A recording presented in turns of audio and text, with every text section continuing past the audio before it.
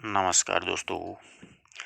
इस वीडियो में हम लोग मंगलेश डबराल जी की एक छोटी सी कविता है संगतकार, उसके बारे में पढ़ेंगे। सबसे पहले अपन को कवि का परिचय पढ़ लेते हैं। मंगलेश डबराल जी जो हैं उनका जन्म 1948 में टिहरी गढ़वाल, ये उत्तराखंड में है, वहाँ के काफिलवानी गांव में हुआ था। 1948 में इनका जन्म हुआ और पिछले वर्ष 2021 में इनका देहांत हो गया। शिक्षा दीक्षा हुई देहरादून में। दिल्ली आकर के हिंदी पेट्रिक्स, प्रतिपक्ष और आसपास ये समाचार पत्र हैं उसमें काम करने के बाद में ये भोपाल में भारत भवन से प्रकाशित होने वाली एक पत्रिका थी पूर्वाग्रह, उसके सहायक संपादक हो गए। इलाहाबाद में इन्होंने इलाहाबाद और लखनऊ से प्रकाशित हो तथा एक पत्र अमृत प्रभात में भी कुछ दिन के लिए इन्होंने नौकरी की। ये प्रसिद्ध पत्र हैं, समाचार पत्र, इनमें इन्होंने कार्य किया। सन 1983 ईस्वी में जनसत्ता अखबार में साहित्यिक संपादक का जो पद होता है वो इन्होंने संभाला और कुछ समय के लिए सहारा समय में संपादन कार्य करने के बाद अब ये नेशनल बुक ट्रस्ट से जुड़े थे जीवन के अंतिम समय में और इनका देहांत हो गया था पिछली बार।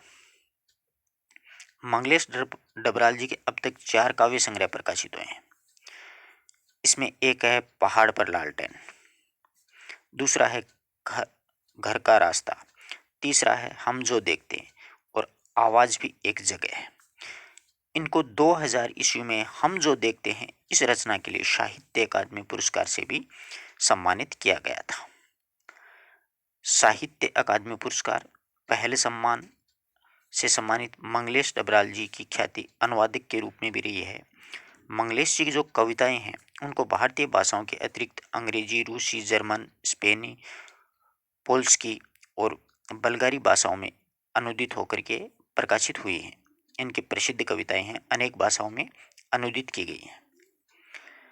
कविता के अतिरिक्त इन्होंने साहित्य, सिनेमा, संचार माध्यम और संस्कृति के सवालों पर नियमित लेखन कार्य करते रहे हैं और मंगलेश जी की कविताओं में सामंती बोध और पूंजीवादी छल छद्म दोनों का ही प्रतिकार है। वे यह प्रतिकार किसी शोर शराबे के साथ नहीं बल्कि प्रतिपक्ष में एक सुंदर सपना रचकर करते हैं। उनका सौंदर्य बोध सूक्ष्म है और भाषा है वो पारदर्शी है। मतलब इनकी कविताओं को अपन पढ़ेंगे तो ऐसा लगेगा कि ये गद्य के रूप, अपन किसी गद्य को पढ़ रहे हैं, यानी गद्य में भी इन्होंने कविता का निर्माण कर दिया, गद्य की चलती फिरती बोलचाल की भाषा में। इनका जन्म 48 है, देहांत 2021 है, ध्यान रखना इस बात का। छोटी सी कविता है संगतकार। तो देखिए, संगतकार जो कविता है उसका मूल भाव ये है कि संगतकार कविता गायक के मुख्य गायक होता है, तो उसके साथ देने वाला एक संगतकार की भूमिका भी निभाता है, एक दूसरा होता है। जैसे एक गायक गा देता है लंबी टेर में, उसके पीछे गाने वाले होते हैं। उसकी भूमिका के महत्व पर विचार किया है कि संगतकार की भूमिका क्या होती है। दृश्य माध्यम की प्रस्तुतियों में जैसे नाटक, फिल्म, संगीत, नृत्य के बारे में तो ये सही है। हम समाज और इतिहास में भी ऐसे अनेक प्रसंगों को देख सकते हैं जहां नायक की सफलता में अनेक लोगों की महत्वपूर्ण भूमिका होती है। नायक सफल होता है, उसके पीछे अनेक लोगों की भूमिका होती है। जैसे आप किसी भी एग्जाम में पास होते हो तो आपके परिवार की बहुत बड़ी भूमिका होती है, आपके मित्रों की बहुत बड़ी भूमिका होती है। कविता हम में यह संवेदनशीलता विकसित करती है कि इसमें से प्रत्येक का अपना अपना महत्व होता है, यानी अपने जीवन में हर एक मनुष्य का, आदमी का अपना एक महत्व होता है और उसका सामने न आना उनकी कमजोरी नहीं बल्कि मानवीयता है। संगीत की सूक्ष्म समझ और कविता की दृश्यात्मकता इस कविता को ऐसी गति प्रदान करती है कि मानो हम इसे अपने सामने घटित होता देख रहे हैं, ऐसा अपने को महसूस होता है। अब देखिए संगतकार क्या होता है। संगतकार मुख्य गायक के चट्टान जैसे भारी स्वर का साथ देती है। वह आवाज सुंदर, कमजोर और कांपती हुई थी मुख्य गायक का। तो इसमें कवि अपने को कहना चाहते हैं कि मुख्य गायक की जो भारी आवाज होती है ना, चट्टान का मतलब भारी आवाज, मुख्य गायक के चट्टान जैसी भारी स्वर को, यानी मुख्य गायक के भारी स्वर जो होती है, भारी आवाज का साथ देने वाला एक संगतकार की आवाज भी होती है। उस स्वर का साथ देती है वह आवाज़ किसके लिए है? संगीतकार के लिए साथ देती है वह आवाज़ सुंदर है, कमज़ोर और काँपती हुई सी है। वह सुंदर है, कमज़ोर है और काँपती हुई सी, क्योंकि एक तो मुख्य गायक गाता है और उसके पीछे-पीछे जो गाता है संगीतकार, उसकी आवाज़ में थोड़ा-सा कंपायमान महसूस होता है अपन को, काँपती हुई सी, कमज़ोर सी आवाज़ नज़र आती है। संगीत कार्यक्रम में मुख्य गायक पहले गा देता है और उसके पीछे जो गाता है ना, उसको संगीतकार कहते हैं। तो मुख्य गायक का स्वर तो मुख्य ही होता है, जो गायक होता है उसका स्वर मुख्य होता है और उसका साथ देने वाला आवाज़ आवाज़ होती है जो नौसिखिया गायक, इसको अपन संगीतकार कह सकते हैं। इसलिए उसका स्वर है वो काँपने लगता है कि कभी मुख्य गायक होता है वो कहता है कि तूने इस प्रकार से कैसे गाया, और मुख्य गायक का वो बराबर साथ देती है। वह मुख्य गायक का छोटा भाई भी हो सकता है, यानी जो पीछे गाता है संगीतकार वो हो सकता है मुख्य गायक जो गा रहा है उसका छोटा भाई हो, या उसका कोई शागिर्द यानी शिष्य भी हो सकता है, या फिर पैदल चलकर सीखने के लिए आया हुआ कोई दूर का रिश्तेदार भी हो सकता है, या फिर ये भी हो सकता है कि दूर गांव से पैदल चल कर के कोई रिश्तेदार उसके पास में सीखने के लिए आया हो, वो भी पीछे पीछे गा सकता है। यानी कोई भी हो सकता है मुख्य गायक के पीछे पीछे गाने वाला, उसका भाई भी, उसका शिष्य भी, या फिर गाँव से पैदल चल कर के आने वाला कोई रिश्तेदार भी। मुख्य गायक की गरज में अब आगे कवि कहता है कि मुख्य गायक की गरज में कवि कहते हैं कि मुख्य गायक की ऊंची गंभीर जो आवाज़ होती है ना, गरज का मतलब ऊंची गंभीर आवाज़ के साथ वह अपनी गूंज मिलाता आया प्राचीन काल से, यानी लंबे समय से प्राचीन काल से संगीतकार है वो मुख्य गायक की ऊंची गंभीर आवाज़ में अपना स्वर मिलाता हुआ साथ साथ आया है। मुख्य गायक के साथ में प्राचीन काल से वह गाता हुआ आ रहा है, यानी उसका स्वर मिलाता हुआ आ रहा है। गायक जब अंतरे की गायक होता है जब अंतरे की जटिल तानों के जंगल में, अंतरा होता है गीत का जो स्थायी चरण होता है ना, जिसको बार बार रिपीट किया जाता है, जब मुख्य गायक होता है वो अंतरे की यानी गीत के प्रथम चरण की पंक्तियों के बीच में सप्तक सा ऐसे बांध देता है कि गायक जब अंतरे की जटिल तानों के जंगल में खो चुका होता है। जब मुख्य गायक होता है वह अंतरे की कठिन पंक्तियों के बीच में सप्तक की सीमा लांघ जाता है और मुख्य गायक शैली से जैसे दूर चला जाता है और भटक सा जाता है, यानी उसमें खो जाता है, दूर चला जाता है, भटक सा जाता है और भटक करके अनहद नाद में चला जाता है। वह अपनी सीमा को लांघ करके अनहद नाद में चला जाता है। कहाँ पर चला जाता है? भटकता हुआ अनहद नाद में चला जाता है। यानी संगीतकार की मुख्य गायन शैली को संभाले कौन रहता है? संगीतकार रहता है। संगीतकार स्थायी को संभाले रहता है और संगीतकार जो होता है जैसे मुख्य गायक सीमा को लांघ जाता है तो संगीतकार होता है उसके दोहराव करता रहता है, वो उसको संभाले रहता है। जैसे समेटता हो मुख्य गायक का पीछे छूटा हुआ सामान, वो संगीतकार ऐसा लगता है कि जैसे मुख्य गायक जो होता है उसका कोई सामान छूट गया हो और उसको वो समेट रहा है। यानी मुख्य गायक तीव्र राग और लंबे लंबे अंतरे के कारण कहीं पर अटक जाता है तो संगीतकार जो होता है ना वो उसको क्या कर लेता है? संभाल लेता है और गायक को सुचारू रूप से चलने दिया जाता है। लगातार लंबे लंबे रागों को वो इस प्रकार से गाता रहता है जिससे श्रोताओं का बिल्कुल उसमें ध्यान सा भी नहीं रहता है।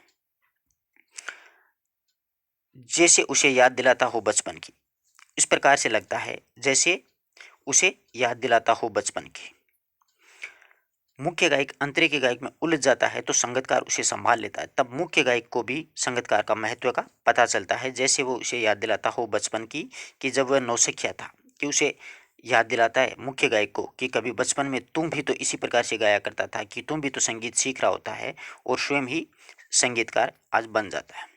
वो संगीतकार होता है वो मुख्य गायक को क्या करता है? याद दिलाता है कि कभी एक ऐसा समय भी था कि तुम भी संगीतकार था, पीछे पीछे गाया करता था। तार सप्तक में जब बैठने लगता है उसका गला, प्रेरणा के साथ छोड़ती हुई उत्साह अस्त होता हुआ, तो तार सप्तक में बैठती हुई, यानी तार सप्तक में जब गला बैठने लगता है, यानी लंबी टेर गाता है मुख्य गायक, तब उसका गला बैठने लगता है और गाने की प्रेरणा और उत्साह समाप्त होने लगता है, उसका गला बैठने लगता है, प्रेरणा साथ छोड़ती हुई उत्साह अस्त होता है और उसकी प्रेरणा व उत्साह उसका साथ छोड़ने लगते हैं तो उसका स्वर बुझता हुआ सा नजर आता है, आवाज़ से राख जैसा कुछ गिरता हुआ, यानी उसका स्वर है वो थोड़ा मंद मंद पड़ने लग जाता है आवाज़ से राख में, यानी उसका स्वर बूझता हुआ सा प्रतीत होता है। तभी मुख्य गायक को ढांढस बनाता है, तभी वो संगीतकार होता है वो मुख्य गायक को क्या करता है? ढांढस बनाता हुआ कहीं से भी अंतरा जोड़ करके गायक को आगे, कहीं से चला आता है संगीतकार का स्वर, तो संगीतकार कहीं से अंतरा जोड़ करके गायन को आगे बढ़ाता है। कभी कभी वह यूं ही कह देता है, कभी कभी वह यूं ही दे देता है उसका साथ, और कभी कभी वह क्या करता है, उसका साथ है वो यूं ही दे देता है। कभी कभी संगीतकार होता है मुख्य गायक का साथ यूं ही दे देता है, ये बताने के लिए वह अकेला नहीं है, ये बताने के लिए संगीतकार को कि तू यहाँ पर अकेला नहीं है, कि वह यहाँ पर अकेला नहीं है। और यह भी कि फिर से गाया जा सकता है गाया हुआ, और साथ में यह भी बता देता है कि जो गाया हुआ गीत है उसको आप दोबारा से भी गा सकते हो। गाया जा चुका है राग, यानी जो राग गाया जा चुका उसको आप दोबारा भी गा सकते हो। और उसकी आवाज़ में जो एक हिचक साफ सुनाई देती है, और उसमें मुख्य गायक जो होता है उसकी आवाज़ में साफ साफ एक डर सुनाई देता है, वह यह अपने स्वर को ऊंचा न उठाने की जो कोशिश है, यानी संगीतकार होता है कि वह अपना जो मुख्य स्वर है उसको ऊंचा नहीं उठाता है। संगीतकार कभी भी मुख्य गायक से उसे विफलता नहीं है, यानी उसे विफलता नहीं है, वह उसकी असफलता नहीं होती, यानी मुख्य जो स्वर होता है उसको ऊंचा नहीं उठाता है, इसके कारण उसकी कोई ये असफलता नहीं मानी जाती है, बल्कि उसकी मनुष्यता समझना समझा जाना चाहिए, यानी उसकी वहाँ पर मानवीयता अपन को समझनी चाहिए, उसके व्यक्तित्व का महत्व को अपन को यहाँ पर समझना चाहिए, न कि उसकी कमजोरी माननी चाहिए। वो कमजोर नहीं होता है, वो चाहता है तो गीत होता है उसको दोबारा से स्वर को ऊंचा भी उठा सकता है संगीतकार, परंतु वो मुख्य गायक की आवाज़ से ज़्यादा ऊंची अपनी आवाज़ को नहीं करता है। इस प्रकार से ये छोटी सी संगीतकार एक कविता है मंगलेश डबराल की, और इस कविता का मूल भाव पूछा जा सकता है परीक्षा में कि मंगलेश डबराल जी की जो संगीतकार कविता है इसका मूल भाव क्या है। इसका मूल भाव मित्रों इतना ही है कि मुख्य जो गायक होता है इसके पीछे जो गाने वाला संगीतकार होता है ना, उसको महत्व दिया है इसमें। यानी बहुत से अपने गाने सुने हैं, संगीत भी सुनते हो आप लोग भी, उसमें अपन मुख्य गायक को ही ध्यान में रखते हैं, उसके पीछे गाने वाले को कभी ध्यान ही नहीं देते हैं, जबकि उनके पीछे पीछे उनको सहायता देने वाला, उसकी आवाज़ को संभालने वाला, उसके लय सुर को ताल को मिलाने वाला, वो भी एक संगीतकार होता है जो पीछे गायक होते हैं, जिसको सहायक गायक अपन कह सकते हैं। तो उसके महत्व को इस कविता में बतलाया गया है। छोटी सी कविता है, मूल भाव भी पूछा जा सकता है, और तो कुछ भी इसमें पूछने वाली बात है भी नहीं। तो आशा करता हूँ आराम से समझ में आई होगी। नौसिखिया किसके लिए आया, इस प्रकार के प्रश्न भी पूछे जा सकते हैं। तो नौसिखिया मतलब नया सीखने वाला है। तार सप्तक में बैठने लगता है उसका गला, किसका गला, मुख्य गायक का गला। प्रेरणा साथ छोड़ती है, उसकी उत्साह है वो भी अस्त होता हुआ नजर आता है, यानी प्रेरणा उसके साथ छोड़ देती है और उत्साह अस्त होने लगता है। आवाज से राख जैसे कुछ गिरता है, और उसको ऐसा लगता है कि जैसे उसका स्वर बूझता हुआ, यानी उसकी आवाज़ कमज़ोर सी पड़ती हुई नजर आती है, उसका स्वर बूझता हुआ सा प्रतीत होता है। तभी मुख्य गायक को वह ढांढस बंधाता है। कौन बनाता है, संगीतकार मुख्य गायक होता है, उसको ढांढस बंधाता है, उसको सांत्वना देता है कि भैया डरो मत, पीछे मैं भी हूँ। और कहता है कहो से चला जाता है संगीतकार का स्वर, और उधर से ही क्या होता है, संगीतकार होता है वो उसको संगीत को आगे बढ़ा देता है, उठा लेता है, उसकी आवाज़ को गिरने नहीं देता है। वो एक उसमें एक विशेष मतलब क्या होती है, एक कला होती है संगीतकार में। कभी कभी वह यूं ही कह देता, यूं ही दे देता उसका साथ, और कभी कभी तो वह यूं ही संगीतकार का साथ दे देता है, यह बताने के लिए कि वह अकेला नहीं है, किस मुख्य गायक वो अकेला नहीं है। और यह भी फिर से भी गाया जाता है, जो गान होता है वो जो गाया जा चुका राग है वो फिर से भी गाया जा सकता है। और उसकी आवाज़ में एक हिचक साफ सुनाई देती है, संगीतकार की आवाज़ में एक हिचक होता है, एक डर होता है, वो साफ साफ सुनाई देता है, या अपने स्वर को ऊंचा न उठाने की जो कोशिश करता है, क्योंकि मुख्य गायक गाएगा उसके पीछे पीछे ही संगीतकार गाएगा। उसे विफलता नहीं है उसकी, वो मतलब असफलता नहीं कह सकते संगीतकार की, बल्कि उसकी मनुष्यता समझना चाहिए, वहाँ पर उसके व्यक्तित्व का महत्व समझना चाहिए अपन को, कि वो मुख्य गायक से आगे कभी नहीं बढ़ता है। तो धन्यवाद दोस्तों। कक्षा 10 की क्षितिज का पद्य भाग पूरा हो गया है। अब अपन गद्य भाग कल से शुरू करेंगे। और गद्य भाग जो है क्षितिज का, उसका पहला जो चैप्टर है वो स्वयं प्रकाश जी का है। बहुत ही प्यारा चैप्टर है। अपन एक एक चीज को पढ़ेंगे। नेताजी का चश्मा है, उसका अगले वीडियो में अध्ययन करेंगे। धन्यवाद दोस्तों।